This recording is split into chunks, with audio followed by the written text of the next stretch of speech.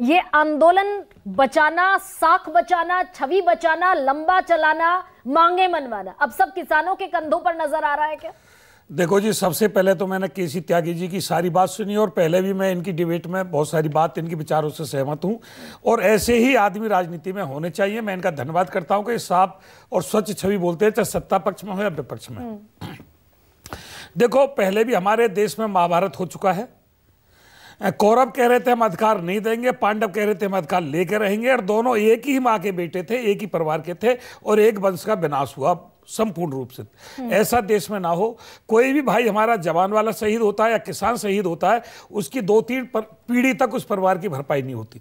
सरकार का कुछ नहीं, सरकार तो मुआवजा दे देगी, सरकारी नौकरी दे देगी, लेकिन जिस परिवार से शहीद हो गया 2-3 पीढ़ी तक वो परिवार खड़ा नहीं हो पाता। ऐसी स्थिति नहीं आनी चाहिए। मैं दोनों पक्षों से हाथ जोड़ करके अपील करता हूं कि महाभारत की स्थिति एक ही परिवार में जय जवान जय किसान में ना बनाए। तो अब ये दूसरी बात, अब मेरी बात सुन लो एक मिनट। अब आप कह रहे हो शांतिपूर्वक आंदोलन की। कल हमारे 10,000 आदमी लखनऊ में भारतीय किसान लोक शक्ति के झंडे के तले इको गार्डन में थे। एक होमगार्ड भी हमारा ज्ञापन लेने नहीं आया। 11 बजे से हमने अनाउंस किया, 2 बजे तक का हमने टाइम दिया, एक होमगार्ड ज्ञापन लेने तक नहीं आया मंच पर।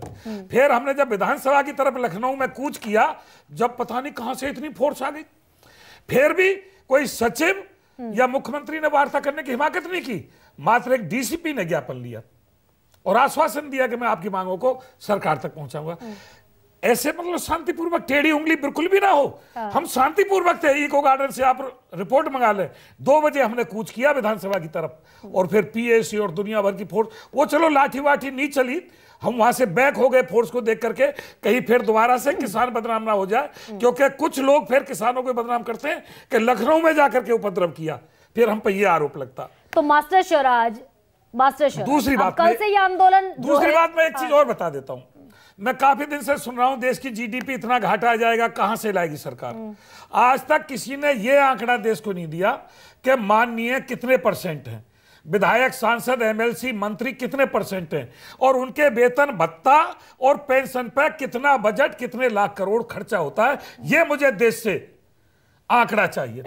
किसान कितना % है, उस पर कितना खर्चा होता है, और माननीयों की वेतन भत्ता और पेंशन, सिर्फ इन पर देश का कितना बजट खर्च होता है। तीसरी बात यह है, हम अपनी सारी मांग वापस ले लेते हैं, हमें मांग नहीं चाहिए।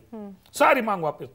एक तो पूरे देश को एमआरपी से हटा करके एमएसपी पे कर दो। जितने कारपोरेट घराने जो एमआरपी पे बेचते हैं उनको भी सरकार पाबंद करे कि आप की एमएसपी घोषित की जाएगी और आप एमएसपी से ऊपर नहीं बेच पाओगे। तीसरा, हमें कर्ज माफी नहीं चाहिए। हमारा जो कर्जा देश के ऊपर है, जो बिलो मनपात से महंगाई बढ़ी, कारपोरेट घराने की चीजें बढ़ती रही, फसलों के दाम नहीं बढ़े, तनख्वाहें बढ़ती रही और किसान का 10 रुपया कुंटल बढ़ा दिया, कभी 5 रुपया कुंटल बढ़ा दिया। केसी त्यागी जी जानते होंगे। वो जो देश के अन्नदाता ने इस देश को आत्मनिर्भर किया है, कभी बाहर से ये इंपोर्ट करता था, आज ये एक्सपोर्ट करता है। इंपोर्ट का पैसा रोक दे, एक्सपोर्ट से तो जो मिलता है उसे किसानों पर लगा दे। देश का अन्नदाता गलत, मैं ये कह रहा हूं देश का अन्नदाता गलत है कहां? वो तो केसी त्यागी जी मान रहे हैं गलत नहीं है देश का। फिर क्यों नहीं ये बात निपटाई जा रही? हम किसी की गरिमा जी, हम किसी की सत्ता नहीं मांग रहे। हम किसी से, जो अन्नदाता का देश पर कर्जा है, जो हमने कमा कमा करके इस देश को दिया है और यहां तक पहुंचाया है, हमारा कर्जा हमें दे दे, हमारा कर्जा माफ ना करे। तो विनोद आनंद